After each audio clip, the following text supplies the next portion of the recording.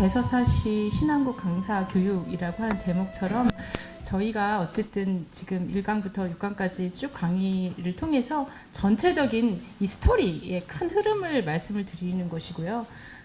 아마 여기 계신 우리 목사님들은 다 명 강사들이신 분이 아마 자원도 하시고 또 여기 어떤 대표 어떤 강사로서 이제 여기 계시기 때문에 훨씬 더 은혜롭고 이 내용을 가지고 이렇게 잘 하실 수 있는 우리 목사님들 그리고 또 공직자분들이 계신 걸로 알고 있습니다. 그래서 조금 이런 내용들을 1강부터 6강까지 쭉 들으시면서 큰 흐름을 이제 파악하시면 좋을 것 같습니다. 첫 번째는 이제 동기 1강에서 왜 이 강의가 문을 여는 강의였다면 2강에서는 기원과 그 가장 문화의 어떤 근원적인 형태, 원형이라고 볼 수가 있겠죠. 그러니까 하늘 부모님을 모시는 하늘이 선택하고 예비하고 이렇게 준비해서 길러오신 한민족 문화의 가장 뿌리가 되는 형태. 그러니까 하늘을 어떻게 하는 거예요? 내가 천손이라고 하는 자의식을 가지고 하늘을 모시고 하늘에게 예배하는 그런 문화. 그리고 그것이 결국엔 횡적으로는 평화로운 세상을 꿈꾸는 그런 어떤 문화로 이제 나타났다라고 하는 가장 기본적인 문화의 원형에 대해서 우리가 2강에서 한번 좀 살펴봤습니다. 그리고 그것들을 이제 다양한 신화나 그 고대의 의식에 대한 여러 가지 남아있는 흔적들을 통해서 살펴봤다면 이제 3강은 하늘 부모님을 모시는 신앙과 문화라고 하는 주제입니다. 아마 2강하고 뭐가 다를까 이렇게 생각을 하시겠지만 2강하고의 좀 차이점은 좀 더 구체적으로 그 원형적인 문화로부터 한민족의 기나긴 역사 속에서 어떻게 우리가 이제 실천해 왔는가, 구체적으로 이런 하늘 부모님을 모시는 신앙을 실천해 왔는가라고 하는 그런 내용을 좀 한 3가지 주제를 중심으로 하늘 부모님을 모시는 신앙과 문화에 대해서 살펴보도록 하겠습니다.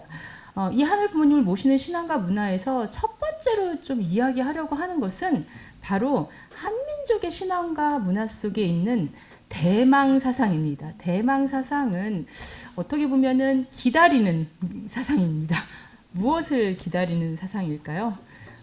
네, 메시아를 기다리고 또 메시아를 통해서 이루어질 진정으로 이 인간 사회의 모든 그런 고난, 그 다음에 어떤 불의함, 모순이나 고통이나 이런 것들이 해소되고 모두가 평화롭게 살 수 있는 그런 참된 세상을 기다리는 그런 사상입니다. 이게 한민족에게만 있을까요? 다 있습니다. 솔직히 다 어느 문화나 가면 이러한 어떤 대망 사상, 메시아 사상 뭐 이런 것들에 대한 그 내용들이 있고요. 평화로운 세상을 꿈꾸는 것은 그 모든 어떤 인간의 공통된 특징이긴 합니다. 그런데 그럼에도 불구하고 한민족의 정신에는 이토록 좀 새로운 세상, 그 새로운 세상은 모두가 공평하게, 평화롭게, 행복하게, 참되게 살 수 있는 그런 세상, 이런 세상을 꿈꾸는 그런 어떤 사상이 굉장히 아주 뿌리 깊게 이어져 내려오고 있고, 그러한 세상은 인간이 어떻게 보면 불완전한 그런 인간이 만들 수 있는 것이 아니라 하늘이 그런 세상을 열어줄 수 있는 대신자를 보내실 거예요. 그런 대신자가 와야지 그런 세상이 진정으로 그런 세상이 열릴 거야라고 하는 그러니까 이 대망 세상에는 그 참된 평화로운 진정한 이상세계에 대한 어떤 비전과 그 이상세계의 주인공으로 오시는 그 이상세계를 열어줄 수 있는 열쇠를 가지고 오는 그 하늘의 대신자를 바라는 2가지 의미가 있는데요. 그러한 어떤 사상이 아주 뿌리 깊게 내재되어 있습니다. 이 대망 사상이 얼마나 뿌리 깊은지를 우리가 무엇을 통해서 알 수 있냐면요. 우리 한국에 제가 이제 대학원 시절에 대학원 1학기 때 그 고 윤희음 교수님이라고 있어요. 서울대학교 종교학과의 윤희음 교수님이 한국 종교사를 이제 공부하신 분이거든요. 그분이 하시는 프로젝트가 있었습니다. 한민족의 뭐 종교관 이런 것들에 대한 어떤 프로젝트를 했었어요. 그 프로젝트를 하면서 한민족의 고대사부터 현대까지 어떤 한민족의 그 종교 속에는 어떤 특징이 있는가 이런 것들을 이제 쭉 함께 뭐 고민하는 그런 프로젝트였고 연구하는 프로젝트였는데 그때 이제 3가지 정도를 얘기했었어요. 그 선생님께서. 그 선생님이 그 키워드를 뽑아내기 위해서 엄청 고민했던 게 저는 이제 기억이 나는데 첫 번째로 얘기했던 것 중에 하나는 여러 종교가 들어온다는 거예요. 한국에 원래 고유 신앙이 있고 고유 신앙이 있는 상태에서 여러 종교가 들어오는데 여러 종교 중에서 세계 종교가 다 한국 땅에 들어왔다는 거예요. 모든 세계 종교, 걸출한 세계 종교들이 뭐 이슬람은 좀 뒤늦게 들어와서 아직 꽃 피우진 못했지만 모든 중요한 세계 종교들이 다 이 작은 한반도에 들어와서 꽃을 피웠고 가장 순수한 그 종교의 가장 에센스가 이상하게도 한국 땅에서는 그대로 간직되어 있다라고 하는 순수 정통주의. 그러니까 모든 종교 사상이 들어와서 순수한 정통성이 여기서 정착하고 꽃 피우고 남아져 있다라고 하는 특징이 있다. 두 번째 특징은 뭐냐면 그럼에도 불구하고 되게 포용적이어서 여러 종교를 하나로 뭐 여러 종교 중에 하나의 종교만을 이렇게 배타적으로 주장하는 것이 아니라 여러 종교를 회통시키고 포용시키는 특징이 있다라고 하는 이야기를 하셨습니다. 그리고 나서 이제 얘기했던 것 중에 세 번째 특징 중에 하나가 새로운 어떤 참된 세상에 대한 그러한 그 대망이 굉장히 그 개벽적인 어떤 사상이라고 볼 수가 있는데요. 그것이 아주 면면이 이어지고 있다라고 하는 말씀을 이제 그 제가 대학원 초기에도 들은 적이 있는데 이것은 한국에 들어온 새로운 종교들이 이제 예를 들면 불교가 들어오지 않았습니까? 삼국시대에 불교가 들어오고요. 불교가 이제 인도에서 시작을 해서 중국을 거쳐서 한국에 들어오고 유교는 이제 중국에서 발원했다고 하는데 유교 사상이 한국에 들어왔습니다. 불교나 유교 사상이 들어오고 나중에 그리스도교 사상이 들어오게 되는데 이러한 사상이 들어올 때 불교에는 여러 사상이 있어요. 뭐 여러분이 잘 알다시피 불교에는 크게 보면은 어떻게 있죠? 크게 불교가 네, 대승과 소승이 있는데 그러니까 소승불교는 좀 더 자기의 깨달음 중심이잖아요. 대승불교는 어떤 중심이에요? 자기의 깨달음을 추구하는 게 불교의 핵심이에요. 깨달음의 종교이기 때문에. 근데 자기의 깨달음도 중요하지만 깨닫지 못한 그 중생에 대한 자비심. 그래서 많은 그 고통받고 있는 깨닫지 못하고 있는 그래서 고통 속에 살고 있는 중생을 도와주고자 하는 그래서 그 깨달음을 통해서 완전한 열반에 드는 것을 미루는 보살이라고 하는 존재가 대단히 중요한 역할을 하는 게 대승불교 사상이에요. 대승불교 사상 안에도 굉장히 다양한 종파가 있습니다. 근데 한국은 이러한 대승불교 사상이 더 발전했어요. 사실은. 그러니까 소승불교 자기의 깨달음만을 중시하는 사상보다는 대승불교 사상이 발전을 했고 대승불교 사상 안에서도 되게 엘리트 중심의 뭐 천태종 이런 뭐 약간 그 선종도 사실은 어느 정도 좀 엘리트, 그러니까 그 수도 생활을 하면서 자기의 어떤 수도 생활을 통해서 깨달음을 얻고자 하는 이러한 종파도 발전을 했지만 한편으로 아주 초기에 그러니까 신라 시대에 그 불교가 들어올 때부터 한국에서 굉장히 강력하게 그 번성한 그러한 불교의 종파 중에 하나가 미륵신앙입니다. 이 미륵신앙은 불교의 대승불교 사상의 이제 한 그 지파인데요. 이 미륵신앙이 뭡니까? 여러분이 알다시피 그 원래 불교는 자력 종교지 않습니까? 부처님이 스스로 깨달은 것처럼 모든 사람이 스스로 깨닫기를 안내하고 깨달을 수 있다고 이야기하는 종교예요. 그런데 미륵신앙은 어떤 점에서는 모든 사람이 깨달을 수 있는 가능성을 다 불성을 가지고 있지만 사실은 모든 사람이 깨닫지는 못하지 않습니까? 고통 속에 살고 있기 때문에 그런 강력한 그 공덕과 가피를 가지고 강력한 그런 어떤 힘을 가지고 그 깨닫지 못하고 고통 속에 허우적거리고 있는 중생을 구제해 줄 수 있는 어떤 존재, 그런 아주 강력한 자비심을 가지고 다시 와서 그 중생을 구제해 줄 그런 존재를 기다리는. 그래서 석가모니 그 부처님이 열반에 든 다음에 뭐 55억 년 몇천 년이 지난 다음에 다시 미래에 오셔서 그때까지도 고통받고 있는 중생이 있다면 그들을 구제해 줄 수 있는 그런 어떤 미래불로서의 미륵을 기다리고 또 그 미륵의 어떤 가피에 의존하는 그리고 그 가피를 믿는 그러한 어떤 신앙입니다. 그러니까 사실은 불교는 어떤 메시아적인 존재를 믿지 않는 종교임에도 불구하고 한국 불교의 초기에 들어왔던 불교부터 이런 미륵 신앙이 강력하게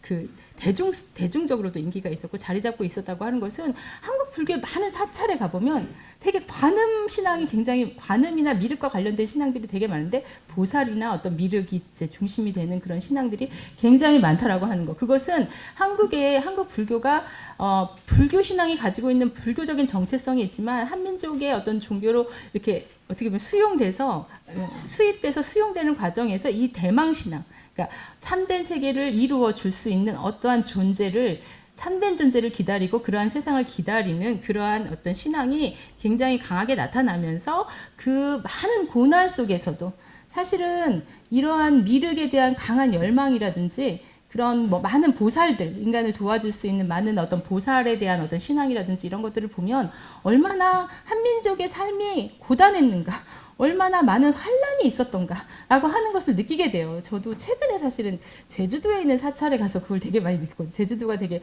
고난과 환란이 되게 많았던 땅인데 그 사찰에 있는 많은 보살들, 수많은 그런 그 불상들을 보면서 아 저렇게 많은 불상들이 저런 어떤 수많은 미륵상들이 이렇게 줄지어 있는 그런 어떤 모습을 보면서 그런 생각을 했어요.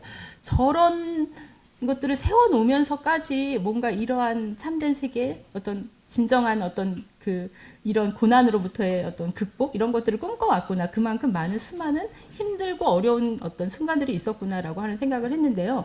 이제 이런 겁니다. 그래서 한민족에 있어서 이 대망 사상이라고 하는 것이 불교에서는 굉장히 그 참된 세계로서의 정토를 꿈꾸는 정토 신앙과 그 다음에 그런 어떤 정토의 세계로 인도해 줄 수 있고 또 죽은 다음에 뭐 서방 정토에 다시 태어나는 왕생만이 아니라 이 땅, 내가 살고 있는 이 땅을 정말 참된 정토로 만들어 줄 수 있는 그러한 존재를 기다리는 그러한 신앙이 되게 발전하게 된 것. 이것은 바로 이제 한민족의 그 하늘 부모님을 모시는 신앙의 한 축에서 이 대망 사상이 아주 끈질기게 있어 왔다라고 하는 것을 보여주고 있는 것이고요.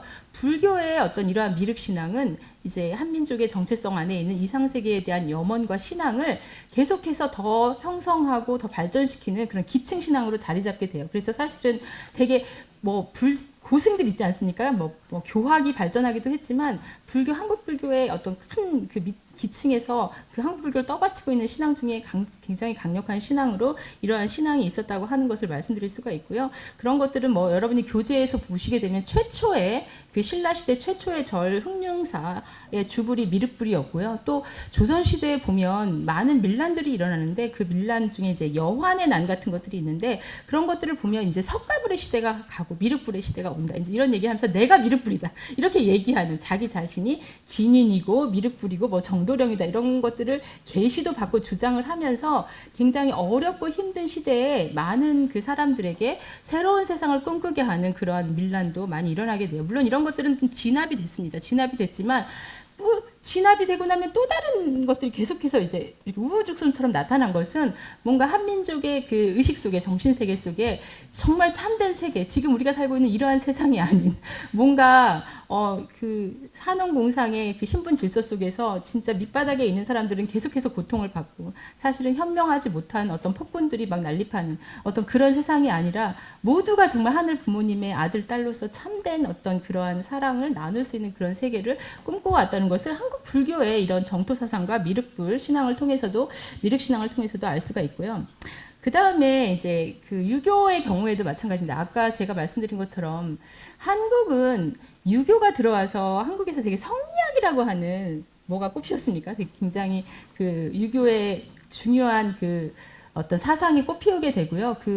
유명한 어떤 성리학자들도 많이 등장하게 되고 또 양명학 여러 그 학파들이 생기게 되는데 그런 부분뿐만 아니라 한국에서는 뭔가 성인 군자라고 하는 그런 용어들이 널리 퍼져 있지 않습니까? 뭐냐면 우리가 꿈꾸는 유교의 어떤 그 이상과 유교가 사회에 깊숙이 들어와서 문화화되면서 우리 문화 속에서는 굉장히 이상적인 인간상을 뭐라고 부릅니까? 성인 군자라고 많이 불러요. 좀 비꼬아서 말하는 사람들도 있지만 성인의 이상, 그 다음에 성인보다는 좀 못 미치지만 어떤 군자의 이상을 이야기를 하는데 이러한 그 성인과 군자를 이상적인 어떤 인간으로 이제 생각하는데 이 성인 군자는 유교의 수기친 치국 평천화처럼 유교의 그 단계 자기를 수양함으로써 가정을 잘 다스리고 가정을 잘 다스릴 뿐만 아니라 세상을 잘 다스릴 수 있는 그런 데까지 나아가는 존재가 성인이에요. 그 뭐냐면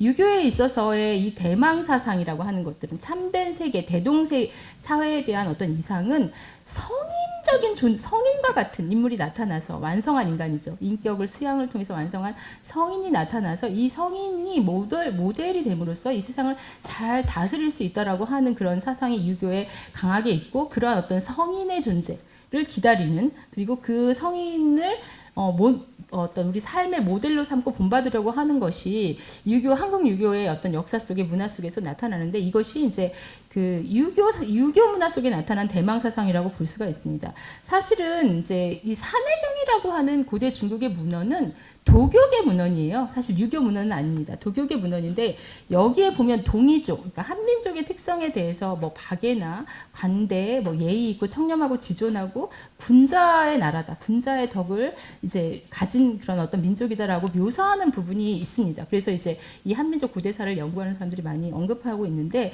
근데 이러한 특징들은 단지 그 도교에 머무르는 것이 아니고요. 사실은 나중에 이제 이것이 나오는 이 시대가, 산해경이 나오는 시대가 이미 유교 사상이 있던 시대거든요. 그래서 중국에서 그 유교 성인의 가장 큰 덕이라고 이제 이야기하는 게 인의 예지, 이 사덕 중에서 인입니다. 이 사덕의 뿌리가 되는 것은 어짐이고 사람에 대한 사랑으로서의 인인데, 이 앞에 산해경이 언급하고 있는 한민족의 여러 가지 덕들은 결국에는 인을 뿌리로 하고 있는 것이고 인으로 수렴되는 것이고, 근데 이 인이라고 하는 것이 바로 유교가 이제 가장 이상적으로 생각하는 성인의 가장 큰 덕이라고 이제 볼 수가 있는 것입니다. 근데 이러한 성인은 자기 자신의 어떤 수양을 통해서 자기 자신의 완성에만 이르는 존재가 아니에요. 불교에서 이상적인 인간은 그 깨달음에 이르러서 거기에 머무는 존재가 아니라 자기의 도덕적인 완성을 통해서 사회를, 그다음에 국가를 위해서 일할 수 있는 그런 어떤 본보기가 되는 존재를 뜻하거든요. 그래서 이 천명을 스스로 깨달아서 그리고 받아서 이루고 있는 이런 도덕적인 완성을 이룬 존재는 그 천명을 무엇으로 이제 이해를 하냐면 그 세상, 사회적으로 그 하늘의 뜻을 실현하는 것으로 이제 이해를 하는 것입니다. 그래서 유교의 성인 중에서는 공자 같은, 사실 공자는 왕이 된 적이 없지 않습니까? 왕이 된 적이 없지만 사실 어떤 점에서 저는 공자의 생애를 크릴이라고 하는 사람이 쓴 공자라고 하는 책이 있어요. 네, 그 책을 제가 아주 어렸을 때 읽었었는데, 그 책에 보면 공자는 자기가 왕이 되고자 하진 않았지만 정말 왕으로 하여금 자기가 깨달은 그 천명을 펼치게 하고자 부단히 노력했던 사람이거든요. 그러니까 뭐냐면은 사실은 깨달은 자, 유교에서 깨달음의 경지에 도달하게 되면 자기의 좋음에 머무르는 것이 아니라 자기가 깨달은 바의 내용을 더 많은 사람들에게 펼쳐서 그것을 통해서 사회 전체를 이롭게 하고자 하는 그러한 마음에 도달한다라고 하는 것을 저는 공자의 삶을 통해서 느낄 수 있었습니다. 그렇기 때문에 유교에서는 사실은 당시의 왕정이었기 때문에 왕이나 황제와 같은 그러한 존재가 깨닫는다면 정말 이 성인의 이상을 펼칠 수 있는 존재라고 생각을 하는 겁니다. 그래서 요순 임금, 굉장히 이상화된 이제 존재인데, 유교 사상에서 요순이라든지 이제 주나라의 문물을 굉장히 이상화한 얘기 같은 책에서 보면은 이제 공자도 주나라를 굉장히 예의 근본으로 봤거든요. 이러한 인물들을 굉장히 유교 문화 안에서는 성인으로 추앙을 한 겁니다. 그건 뭐냐면 불교에서 추구하는 것처럼 자기 깨달음에만 머무르는 것이 아니라, 불교에서 대승불교가 이제 그 중생을 구제하려고 하는 그런 마음이 있는 것처럼 유교의 그 성인이라고 하는 것은 사실은 새로 그 인간 세상을 적극적으로 교화하고 구제하고 보다 더 좋은 세상으로 이제 만들려고 하는 그런 사람으로 이해를 했고요. 그것을 사표로 삼아서 제사 드리면서, 그러니까 유교에는 제사 문화가 있어서 자기 조상에게만 제사하지 않습니다. 그 예를 들면 종묘 제례가 있지 않습니까? 그래서 조선 시대에 이제 그 임금의 조상들에게 제사를 드리는데, 종묘에만 제사 드리는 게 아니라 문묘에도 제사를 합니다. 문묘는 이제 공자와 맹자와 같이 그 성인의 반열에 이른 그런 어떤 스승들에게도 제사를 하면서, 제사를 왜 드릴까요? 제사를 드린다라고 하는 의미는 그것을 공경하고 숭앙하면서 내가 그것을 본받고자 하는 그런 어떤 의미라고 생각을 합니다. 그래서 어떤 성인에 해당되는 어떤 분들에 대해서 이제 그 제사하고 그들을 어떤 모시는 것을 통해서 그들이 어떤 그 이루었던 어떤 사회의 그 자신의 도덕적인 이상을 사회적으로 실현하는 그런 어떤 성인의 정신을 본받고자 하는 문화가 이제 그 유교 문화를 통해서도 이어져 오고 있다라고 볼 수가 있고요. 그래서 이게 나중에 조선시대 후기로 가면은 신유교 운동이 일어나요. 한국에서도.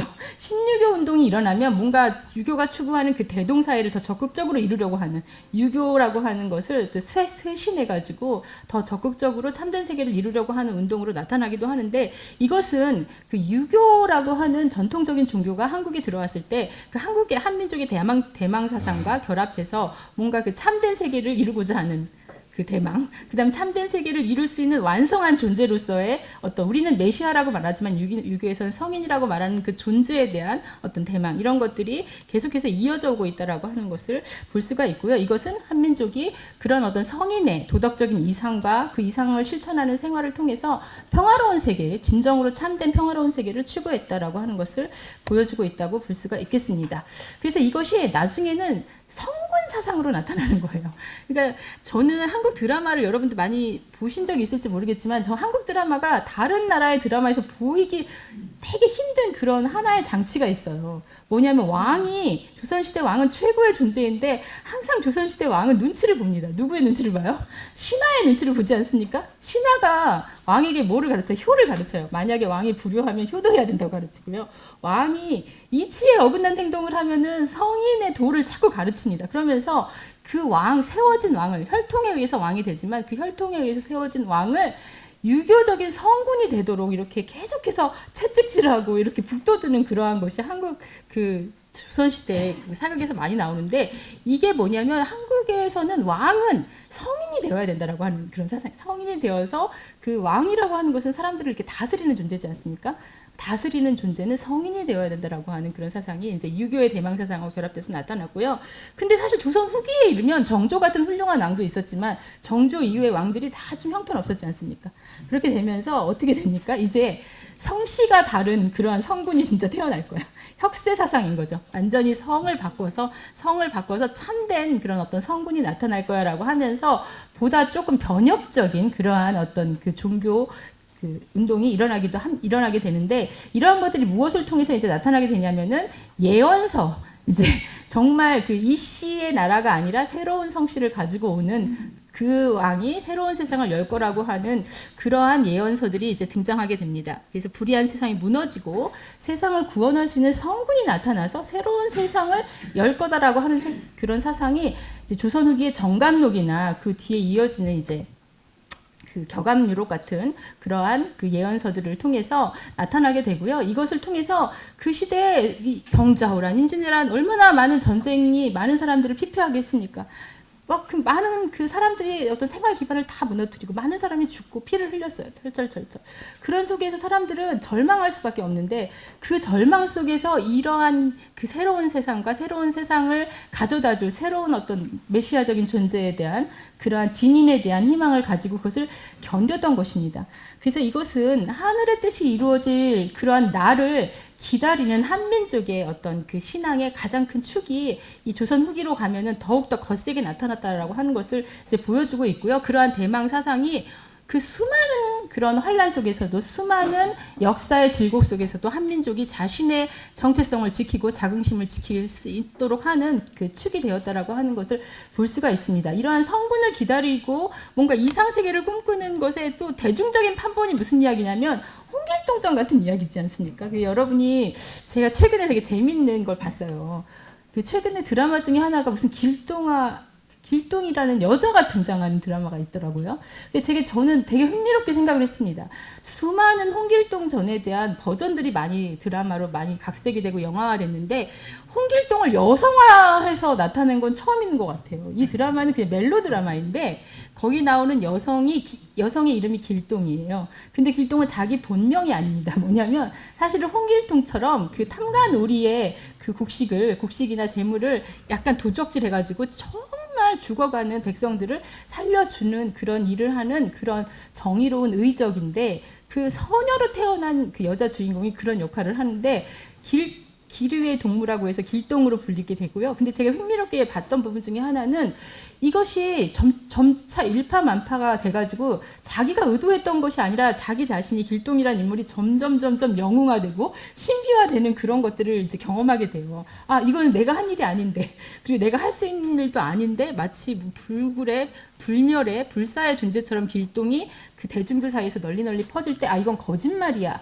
라고 이야기하는 부분이 있었습니다. 근데 한편에서 누가 이야기하는 거예요. 그것은 거짓말이 아니라고. 그 홍길동전이나 수많은 그러한 그 어떤 미래의 그 새로운 세상을 가져다줄 그런 이상적인 존재에 대한 민간에서 퍼져나가는 그런 이야기들은 거짓말이 아니라 사실은 무엇을 반영하고 있냐면 그만큼 많은 민중들이 많은 그 민초들이 그러한 세상을 강하게 꿈꾸고 희망을 필요로 하고 있다는 것을 보여주고 있는 것이기 때문에 사실은 그것이 어찌 보면 어떤 사람의 입장에서 보면 거짓말일 거예요. 근데 어떤 사람의 입장에서 보면은 그것이야말로 가장 큰 진실을 담고 있는 거다라고 이제 그런 이야기가 나오는데 제가 문득 아, 이 대망사상이라고 하는 것이 그 속에는 정말로 새로운 세상 그리고 참된 세상을 꿈꾸는 수많은 사람들의 간절한 희망과 염원이 이 안에 담겨 있는 것이구나라고 하는 생각도 하게 됐고요. 지금 독생녀 참 어머님이 이 땅에 오시는 이 시대에 그런 어떤 민중들 가운데서 그러한 인물로 또 이렇게 굉장히 많이 이렇게 회자되던 길동이라고 홍길동이라고 하는 남성 영웅이 굉장히 여성 영웅 버전으로 나타나는 것도 굉장히 의미심장하다 그런 생각을 하기도 했습니다. 네. 그 다음에 이러한 그 새로운 세상에 대한 꿈은 이제 조선 후기로 가면 그 서양의 서학이 들어오게 되고 서양 세력이 들어오게 되면서 서양 세력과 함께 서양 학문과 서양 종교가 들어오게 되죠. 가장 대표적인 게 기독교입니다. 근데 이제 그런 것들이 서양 세력과 함께 들어왔기 때문에 그것에 대해서 되게 위협을 느끼면서 이제 뭐가 등장하게 되냐면 동학, 그 서양의 종교가 아니라 서양의 사상이 아니라 그것에 대응할 수 있는 어떤 그러한 동학이라고 하는 종교 운동이 등장하게 되는데 이 동학의 창시자는 여러분 잘 아시다시피 최재호 선생입니다. 이제 경주 출신이신데 이분이 그 당시에 되게 아주 나라가 뭐 민폐 그 외침을 받고 있었고요. 그 다음에 관리들도 다 이렇게 썩어 있었던 그러한 상황을 보면서 어떻게 이 나라를 구할 것인가, 어떻게 이 고통받는 사람들을 구제할 것인가라고 하는 고민을 하면서 구도를 하던 중에 하늘님을 만나는 고민을 하게 되지 않습니까? 그러면서 그 하늘님을 통해서 받게 되는 계시가 있었는데 이제 그 계시의 내용 중에 중요한 것이 선천시대, 지금까지 시대는 선천시대고 이것은 쇠하고 새로운 시대, 하늘과 땅이 뒤바뀌는 새로운 시대에 후천시대가 온다. 개벽에 대한 어떤 계시를 받게 됩니다. 그래서 다시 개벽 운동을 일으키게 되고요. 그것을 통해서 그 당시에 많이 고통받고 힘들었던 사람들에게 희망을 줬고요. 그래서 이것이 단순히 종교운동만이 아니고 종교운동이자 사상운동이자 정치운동으로 이렇게 커져 나가게 돼서요. 동학, 농민운동까지 이제 일어나게 되는데 이러한 것들이 바로 아까 이제 말씀드렸던 어떤 대망 사상의 하나의 조선 후기에 이어지는 큰 흐름이라고 볼 수가 있겠습니다. 이러한 대망 사상은 그래서 어떤 점에서는 그 유교가 굉장히 모든 사람의 존엄함, 모든 사람을 사랑의 대상으로 삼아야 된다라고 하는 것을 이야기하면서도 유교 사상의 근원적인 한계는 신분 질서를 벗어나지 못해요. 근데 이 다시 개벽 사상, 그러니까 이 천도교와 동학과 천도교의 이러한 새로운 개벽 운동을 통해서 모든 사람이 다 하늘 부모님의 자녀로서 동등한 어떤 그런 가치를 가지고 있다는, 그래서 모든 사람 안에 누가 있다? 하늘 부모님이 있다. 하늘 부모님을 모시고 있다. 모든 사람 안에만 하늘 부모님을 모시고 있는 것이 아니라 하늘 부모님이 창조한 모든 만물 안에도 하늘 부모님이 모셔져 있다라고 하는 그러한 완전히 새롭고도 어떤 평등하고도 어떤 그 모든 사랑을 보편적으로 실천할 수 있는 그러한 운동이 이제 이 동학을 통해서 시작이 되게 되고요. 그것은 단순히 종교 운동이기만 한 것이 아니라 여성의 권리, 그다음에 어린이의 권리, 그다음에 사회를 보다 더 평등하고 더 나은 방향으로 개혁할 수 있는 그런 사회 개혁적인 움직임 운동으로까지 이어지게 되는 것입니다. 그래서 어떻게 보면 종교운동, 그러니까 하늘 부모님을 모시고자 하는 이 강력한 종교적인 계시가 그냥 종교로 끝나는 게 아니에요. 종교의 역사를 보면, 한민족의 역사를 보면 정말 진정한 종교운동은, 진정한 어떤 운동은 무엇으로 나타나냐면 사회를 바꾸고 지역사회를 바꾸고 문화를 바꾸는 그러한 어떤 문화적인 개혁운동, 사회적인 개혁운동으로 나타난다라고 하는 것을 동학을 통해서 우리가 볼 수가 있습니다. 그래서 천도교가 이제 동학 농민혁명이 실패한 이후에 이제 천도교로 이제 넘어가게 되죠. 이름도 바꾸게 되고 뭐 좀 더 종교화가 되지만 여러 가지 개인적으로는 자아 완성뿐만 아니라 사회적으로는 정말 이 사회를 좀 지상천국을 건설하려고 하는 그런 어떤 운동으로 이제 좀 문화화되는, 사실은 일제 시대에 돌입했기 때문에 그 옛날처럼 할 수가 없었거든요. 그렇기 때문에 사실은 좀 더 문화적인 접근으로 이제 넘어가지만 근원적으로는 정말 그 새로운 세상을 꿈꾸는 그런 것들을 포기하지 않게 되죠. 그러면서 그 매일매일 그 신앙을 함에 있어서 하늘님께 정성껏 심고라고 해서 이렇게 자기 마음을 보고하는 거예요. 심고하고 또 물을 떠놓고 청수의식을 한다든지 아주 소박하지만 한 사람 한 사람이 진정으로 하늘님을 모시는 그러한 어떤 신앙을 생활 속에서 실천하는 그러한 의례를 통해서, 그리고 인내천, 이제 아까 시천주를 얘기했죠. 모든 사람 안에 하늘님이 있다라고 하는 것에서 나아가서 사람이 곧 하늘이다라고 하는 그런 인내천 사상으로 이제 이어지게 되면서 하늘을 모시고 모든 사람이 다 공평하게 정의롭게 평화를 이루고 살아갈 수 있는 그러한 어떤 세상을 추구하는 그런 운동이 이제 전개됐는데요.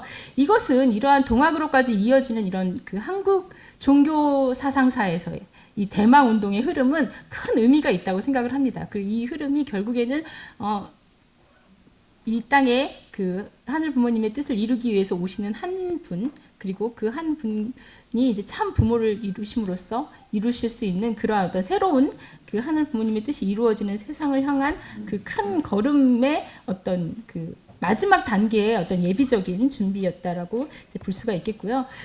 그래서 이 첫 번째 제가 이제 그 하늘 부모님을 모신 어떤 신앙과 문화에서 첫 번째는 이렇게 새로운 세계를 소망하고 그 새로운 세계를 이루어질 수 있는 대신자를 기다리고 그 대신자를 통해서 기다리면서 하늘의 뜻과 소통하고자 하는 그 한민족의 대망 신앙에 대해서 이제 말씀을 드렸고, 이러한 것들이 한민족의 종교사, 문화사 속에서 민족적인 성향으로 굉장히 깊게 뿌리 내려서 이어져 내려오고 있고, 그것이 마지막 시대에 이제 독생녀가 탄생하시고 참부모가 현현할 수 있는 마지막 시대에 가장 저변까지 확대되는 문화 운동으로 동학을 통해서 천도교 운동을 통해서 확산되어 갔다라고 하는 것을 말씀을 드릴 수가 있겠습니다. 그 다음에 하늘 부모님을 모시는 신앙과 문화의 두 번째는 효정을 지켜온 한민족이라고 하는 그러한 내용입니다. 사실은 한민족의 가장 큰 특징 중에 하나가 그 효정신이라고 하는 것을 많은 사람들이 이야기합니다. 사실은 효라고 하는 문화가 없는 곳이 어디 있겠습니까? 부모가 있으면 부모에게 감사하고 부모님에게 잘 이제 그 감사를 표하는 그런 문화가 없는 곳은 없습니다. 그렇지만 그 유교의 그 효라고 하는 것은 일륜지 근본이지 않습니까? 한국에서 유교의 순수 정통주의가 꽃피우면서 유교 문화가 꽃피운 곳마다 이 효라고 하는 것이 되게 강력하게 뭐 중국에도 있고 일본에도 있고, 사실은 뭐 베트남도 효가 되게 중요해요. 그래서 베트남 여성들이 이제 부모에게 이렇게 하는 것도 되게 중요한데, 한민족에 있어서는 이 효라고 하는 것이 너무나도 강한 어떤 문화의 어떤 정체성으로서, 그리고 그냥 윤리적인 것뿐만 아니라 여러 가지 뭐 심청정 같은 것처럼 이 효를 주제로 한 많은 이야기들, 대중적인 이야기들까지 만들어져서 한민족 문화의 큰 특징을 이루게 됐다라고 하는 겁니다. 이것은 바로 하늘 부모님을 모시는 신앙에 있어서 하늘 부모님이 하늘 부모님이신 것을 내가 알고 느끼고 믿고 모시고 내 삶 속에서 그 하늘 부모님에게 감사하고 그 하늘 부모님이 기쁠 수 있는 나의 어떤 삶으로 살아가고자 하는 마음, 그리고 하늘 부모님에 대한 것뿐만 아니라 인간적으로는 나의 부모님이 나에게 주신 어떤 생명, 나의 부모님이 나를 길러주신 것들, 그 모든 내용들을 알고 감사하고 그 부모님에게 진정으로 기쁨을 돌리고자 하는 그 마음의 동기에서 표현되는 모든 것들이 이제 효라고 볼 수가 있는데요. 이것은 하늘 부모님을 모시는 신앙에 있어서 가장 근본적인 어떤 부분이기 때문에 저는 수많은 모든 문화 속에 효의 문화가 있지만 한민족의 문화 속에서 이 효의 문화는 가장 특징적이고 그다음에 가장 강력하게 반복되어 나타났다라고 말씀드릴 수가 있겠습니다. 흥미로운 것은 이 한민족의 효, 즉 부모에게 보은하는 차원을 넘어서서 이 효정이라고 하는 것이 우리가 모든 4대 사랑의 근본도 어떻게 보면은 부모의 사랑이고, 부모의 사랑에 감사하는 자녀의 사랑이 저는 4대 사랑의 근본이라고 생각을 하거든요. 이 효의 마음이 어떤 거로까지 이어지냐면 내가 훌륭한 사람이 되어야 되겠다라고 하는 생각까지 이어집니다. 부모님에게 받은 것을 잘 내가 갈고 닦아서 내가 훌륭한 사람이 돼서 부모님을 기쁘게 해드려야지 하는, 우리가 어렸을 때 모두 가졌던 상장 들고 가서 이렇게 손을 흔들 때 그 마음 있지 않습니까? 그리고 내가 정말 악인이 되지 않고 훌륭한 인간으로 성장해야 되겠다라고 하는 그 동기의 뿌리가 무엇이냐면, 나에게 생명을 주신, 나를 사랑으로 길러주신 부모님을 기쁘게 하고자 하는 그 마음 안에서 내가 훌륭한 사람이 되기 위해서 노력하는 것이에요. 그다음 내가 역경이 있을 때 그것을 극복할 수 있는 그 마음의 깊은 뿌리도 보면 나의 근본을 알고 그 근본에 감사하는 마음, 그것의 귀함을 아는 데서부터 시작이 되기 때문에 이 효정은 나의 부모에 대한 어떤 나의 심정적인 태도이기만 뿐만 아니라 어떤 자기 자신 뿐만 아니라 가족, 이웃을 지키고 또 많은 국난을 극복하는 그러한 어떤 원초적인 동기도 되었다. 그래서 어떤 점에서는 한민족의 이 효정은 국가와 사회를, 가족을 중심으로 국가와 사회를 지탱하는 어떤 정신이 되었다고 볼 수가 있겠습니다. 그래서 이제 아놀드 토인비가 1973년에 런던에 이제 방문했을 때 한민족의 효 문화에 대해서 들었다고 하죠. 그리고 나서 너무너무 이제 그 감동을 하고, 만약에 인류가 새로운 별로 이제 이주를 할 때 뭐를 하나 가져갈 수 있는 게 있다면 무엇이 가장 좋을까라고 했을 때 그 제1의 문화가 한국의 효문화다라고 이제 극찬을 하면서 무슨 얘기를 하냐면, 이 효정이, 한국의 효 문화가 한국 문화를 아시아의 되게 작은 나라임에도 불구하고 여러 가지 면에서 교육도 발전하게 되고 또 어떤 경제력도 되게 이제 발전을 하지 않았습니까, 한국이? 그래서 그럴 수 있는 원동력도 효다. 저는 그게 굉장히 공감이 가요. 사실은 우리가 열심히 공부하는 것도 사실은 여러분들 효정 때문입니다. 훌륭한 사람이 되고자 하는 것도 효정 때문이에요. 그리고 많은 여러 어려움들을 극복할 수 있는 것에 그 뿌리도 잘 들어가 보면은 그 부모에 대한 감사함과 그것을 표현하고자 하는 효정 때문이기 때문에, 사실은 그 유교의 정신의 가장 근본인 이 효가 사실은 유교를 넘어서 어떻게 보면 한민족의 그 뿌리에서부터 이어져 오는 정신이라고 할 수 있는데, 그것을 말씀드릴 수가 있고요. 이 효정과 또 그 효정을 넘어서서 효정이 더 확장된 모습으로서 조상에 대한 어떤 공경, 부모를 공경하고 효를 실천하는 것이 살아서 부모를 모시는 것뿐만 아니라 이제 돌아가신 조상에 대한 어떤 극진한 어떤 정성으로까지 이어지고 있는 것입니다. 그래서 많은 종교가 돌아가신 그 조상에 대한 숭배가 있어요. 그렇지만 조상에 대한 숭배가 이렇게 한국처럼 모든 가정에서 제사 문화로 남아져 있는 나라가 있습니까? 사실은 어떤 점에서는 좀 여자인 저로서는 힘들어요.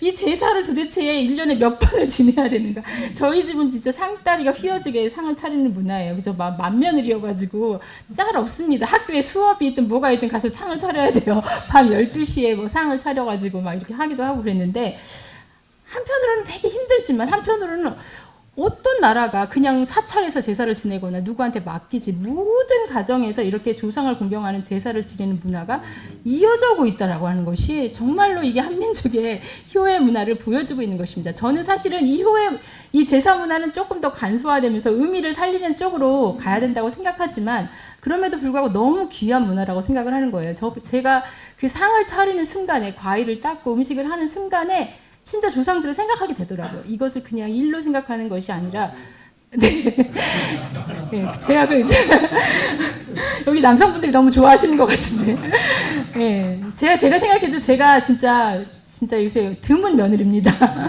이렇게 상 차리는 것을 마다하지 않는 그런 며느리여서. 근데 그 순간에 그런 마음이 드는 거예요. 평상시에 생각하지 못하지만 제가 이것을 하는 이 순간에는 내가 그 조상에 대해서 생각을 할 수 있고, 그게 되게 귀하다, 이 문화가. 그래서 이 문화를 이제 잘 어떤 방식으로 변형시키더라도 이 문화의 그 큰 뜻을 이어가야 된다. 이것이 효의 문화로서 이제 그런 생각을 하게 되는데, 이것이 뭐 심요, 3년 동안 부모의 묘를 모시는 심요살이라든지, 아무리 내가 사회적으로 무슨 정승이고 교수고 뭐 다 소용없는 거예요. 부모 앞에서는. 어떤 자녀로서의 도리를 지키고자 하는, 그리고 부모님을 기쁘게 해드리고자 하는 그런 극진한 어떤 그 마음이 뭐 황희정승의 이야기라든지 한석봉의 이야기라든지 그런 것들을 통해서 전해지고 있는 것, 이것이 바로 이제 한민족의 효정의 문화다. 그것은 바로 하늘 부모님을 극진히 모시고자 하는 그 한민족의 신앙과 문화의 중요한 특징이라고 볼 수가 있겠습니다. 그것은 여러분이 잘 아는 심청정 같은 대중적으로 널리 퍼진 이야기를 통해서도 이제 알려져 있고요. 그 다음에 이 효의 정신은 또 어떻게 나타나냐면 순결과 정절의 문화로 나타나게 되는 거예요. 뭐냐면 순수한 나의 마음, 하늘 부모님으로부터 받은 순수한 나의 마음을 오롯이 지키고자 하는 이것이 순결의 문화로, 정절의 문화로 나타났고, 이 순결한 마음을 또 부부간에 서로 나누려고 하는, 부부간의 어떤 정절을 지키고자 하는 그러한 마음. 그래서 수많은 이야기 속에 보면은 사실은 한 남자가 여러 여자를 거느리는 이야기들이 되게 많지 않습니까? 전 세계 많은 문화 속에. 그런데 일남일녀의 그 순수한 사랑, 비록 춘향이는 기생의 딸이었지 않습니까? 기생의 딸이었음에도 불구하고 그 자기가 지아비로 생각한 그 어떤 부부의 정을 나눈 그 상대를 향한 자신의 순수한 정절을 지키고자 하는 이런 이야기가 그토록 대중적으로 인기가 있었다고 하는 것은 어떻게 보면 이런 그 효정으로부터 시작한, 효정의 문화로부터 시작한 순결과 어떤 정절의 문화라고 볼 수가 있고요. 이게 꽃피웠다, 한국에서. 그래서 그 정절의 문화가 있고요. 또 조상이 주신 자신의 신체를 소중하게 가꾸고 또 그것을 더 발전시켜서 이신양명을 하고 가문의 명예와 그 사회의 신뢰를 유지하려고 하는 그러한 어떤 그 문화로 꽃피우게 되는 것을 이제 여러분이 다 아시는 거예요. 그래서 이제 조금 저는 이것을 하나로 끼워서 이야기를 하려고 하는 겁니다. 하늘을 모시는 신앙 안에 그 전통 안에 중요한 것이 효정의 문화고, 효정의 뿌리로부터 순결과 정절의 문화가 다 이어져 온 것이다. 그래서 하나하나 분리되어 있는 한민족의 여러 문화적인 그런 어떤 그 풍습들을 하늘 부모님을 모시고자 하는 어떤 선민으로서 한민족의 문화로 이렇게 좀 설명을 해볼 수 있을 것 같습니다. 신사임당의 이야기라든지 뭐 예를 들면 그 한석봉 어머니 춘향의 이야기 이게 잘 아시니까 요거는 좀 여러분들이 나중에 뭐 강의를 하실 때는 적절히 섞어서 말씀을 해주시면 될 것 같습니다. 그래서 결국 이 순결과 정절이라고 하는 것은 한민족이 내가 하늘 부모님으로부터 시작되었다라고 하는, 하늘 부모님의 어떤 천손이라고 하는 의식, 그래서 하늘과 연결되어 있는 하나의 마음을 가지고 있다. 그렇기 때문에 이 하나의 마음을 가지고 어떻게 보면은 하나가 되어야 된다라고 하는, 하나의 가족을 이루고 하나의 세계를 이루고 하나의 나라를 이루고 하나의 대동사회를 이루어야 된다라고 하는 이제 이런 어떤 것들로 나아가게 되고요. 그것이 결국 효정, 하늘 부모님에 대한 효정의 마음의 뿌리로부터 시작을 해서 계속해서 이제 이어져 나가면서 이것이 어떤 어려움도 극복할 수 있는, 하늘과 연결되어 있고 내 안에 하늘을 모시고 있고 내가 하늘의 자녀이기 때문에 신이 나는 겁니다. 어려운데도 신이 나는 상태. 여러분들 그것을 우리 한민족에서는 신명 난다, 흥이 난다 이렇게 표현을 하지 않습니까? 우리가 신명과 흥이 나게 되면 어려움을 극복할 수 있게 되지 않습니까? 그것을 우리가 언어를 통해서, 한민족의 언어를 통해서, 한민족의 문화를 통해서 경험하고 있지 않습니까? 여러분들이 지금 여기서 강의 들으시는 게 힘드시죠? 사실은 솔직히 말하면 저도 강의하는 게 힘듭니다. 이렇게 기라성 같은 목사님들 앞에서 제가 뭘 안다고 강의를 할 수 있을까? 이런 두려움과 떨림을 가지고 이렇게 이 자리에 섰는데, 그래도 저도 여기서 뭔가 신명이 나고 흥이 나면 제가 작은 감동과 작은 지혜라도 우리 목사님들에게 드려서 뭔가 할 수 있을 것 같다는 생각이 드는데요.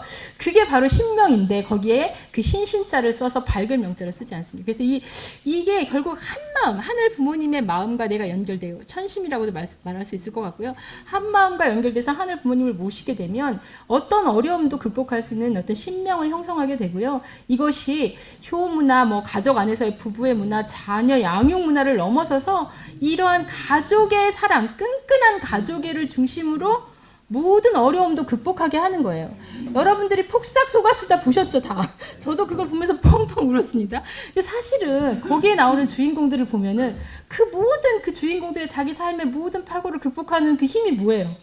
그게 바로 그 가족이지 않습니까? 그 가족애가 바탕이 돼서 그것을 통해서 사실은 뭔가 자신의 삶을 개척하고 이렇게 할 수 있는 그런 건데, 사실은 이게 결국 효정을 지켜온 한민족이라고 하는 주제하고 연결시켜서 보면은 결국 근본적으로 효정의 대상인 하늘 부모님을 내 안에 모시는 어떤 그 가운데 생기는 그 어떤 가족의 어떤 기본적인 가족의 정이라고 하는 원형이 있고요. 그것을 확장해서 더 역동적으로 어떤 실천을 할 수 있게 만드는 것이 신명이다, 이렇게 말씀드릴 수가 있고요. 이렇게 한민족의 역사 속에서는 하늘을 모시는 효의 문화, 가정의 문화, 그리고 가족의 사랑을 통해서 그 신명을 가지고 불가능을 가능하게 하는 그런 어떤 창조적인 힘을 발현시켜내는 어떤 민족성을 발현시켜 왔다, 이렇게 볼 수가 있고요. 이제 세 번째, 시간이 좀 없는데 8분 안에 세 번째를 하겠습니다. 평화와 정의를 추구해온 한민족입니다.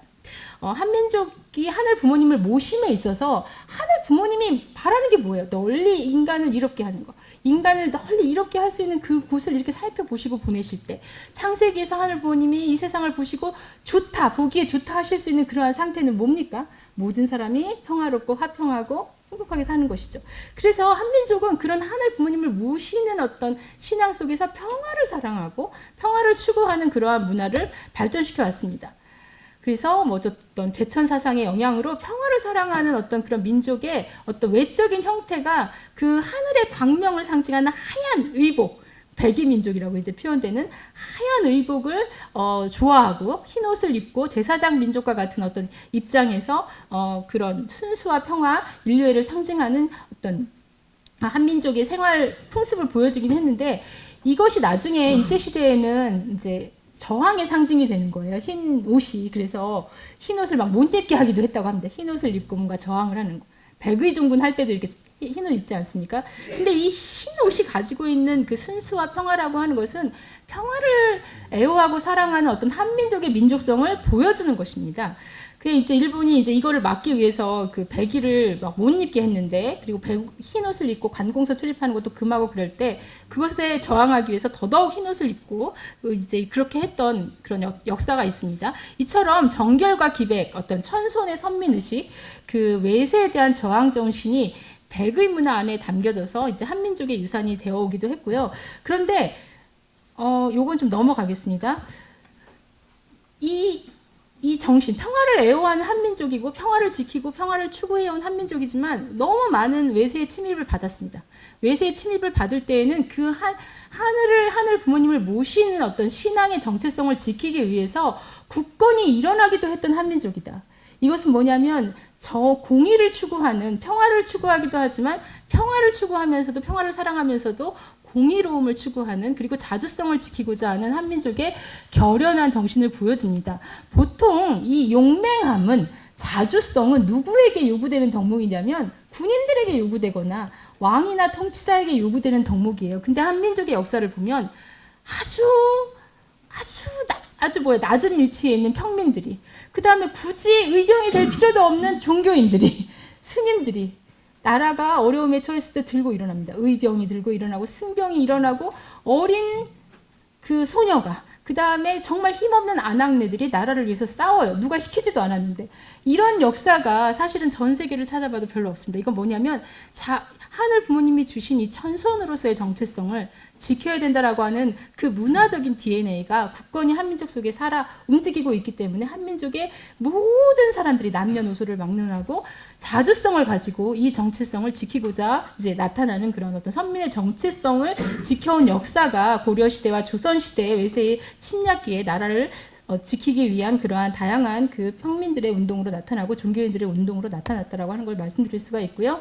그러한 정체성을 지킴에 있어서 아주 그 이순신 장군이나 뭐 유명한 명장들이 등장을 하는데 이러한 분들도 중요한 특징이 뭐냐면 극진한 아주 지극한 마음으로 하늘에게 염원하는 것이고 하늘의 뜻을 알고자 하는 그런 가운데 지혜를 얻어서 하늘의 지혜를 얻어서 하늘의 가호하심을 얻어서 그 어떤 그 전쟁, 이길 수 없는 전쟁을 승리로 이끄는 그러한 내용들도 선민의 정체성을 지켜온 역사의 한 부분으로서 이제 많이 더 길게 강의를 하실 때는 말씀을 하시면 좋을 것 같고요. 뭐 그래서 안중근 그 일제시대에 수많은 그 의사들, 안중근 열사를 비롯한 많은 그 의사들도 이러한 그 평화를 추구하지만 그 한민족의 정체성과 이것을 지켜야 된다라고 하는 그 의식 속에서 분연이 일어나서 그것을 지키려고 하는 어떤 자주적인 어떤 그러한 운동의 역사를 볼 수가 있겠습니다.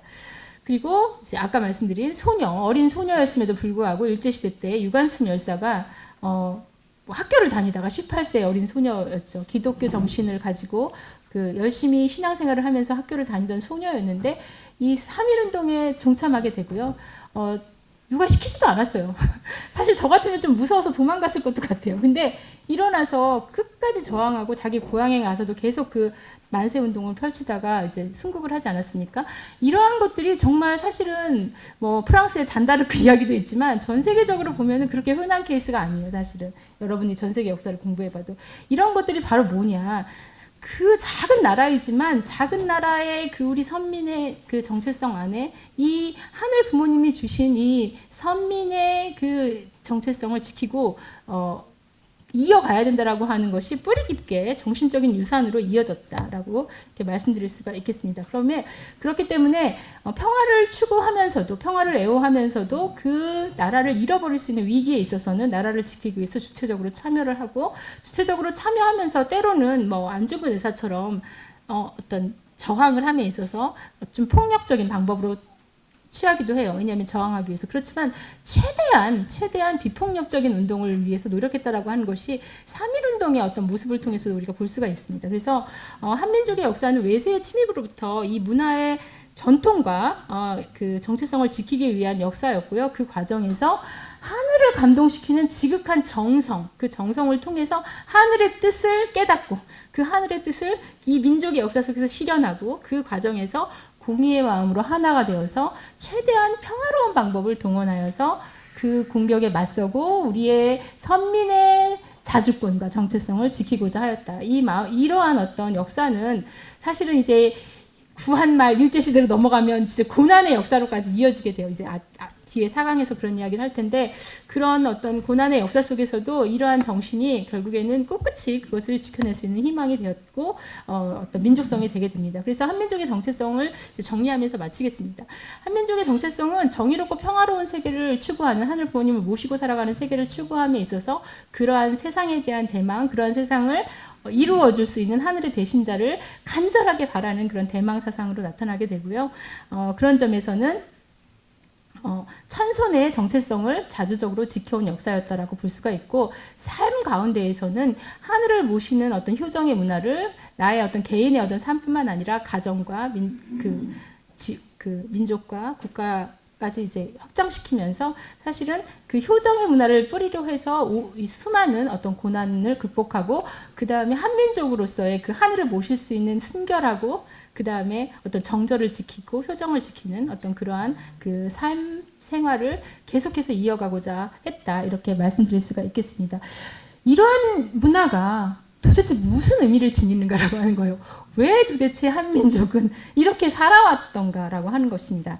그래서 제가 지난 시간에 뜻에 대해서 말씀을 드리지 않았습니까? 한민족이 이렇게 살아왔다고 많은 사실은 한국 문화를 연구하는 사람들도 이야기합니다. 도대체 이 작은 한반도의 이 끝자락에서 이 하나의 이 나라를 이루고 이 문화를 일궈왔던 이 한민족의 이 문화는 도대체 무엇을 위해서 이렇게까지 이 문화가 이어져 왔던가라고 하는 것입니다. 그래서 그 뜻을 묻는 것, 그것은 결국에는 이것이 어디에 가서 어떤 것으로 꽃피워야 되는 것인가라고 하는 질문일 것이라고 생각을 합니다. 그래서 그 이야기가 후반부에서 한민족의 고난과 해방에 이어져서 이제 그 독생녀 참 어머님이 오시고 나서 이어지는 그런 이야기로 이어지게 되니까요. 여러분들이 조금 힘드시더라도 이제 그 반이 지났습니다. 그 뒷강의 잘 들으시고 요 그 부분도 잘 마무리해 주시면 감사하겠습니다. 부족하지만 이상으로 마치겠습니다.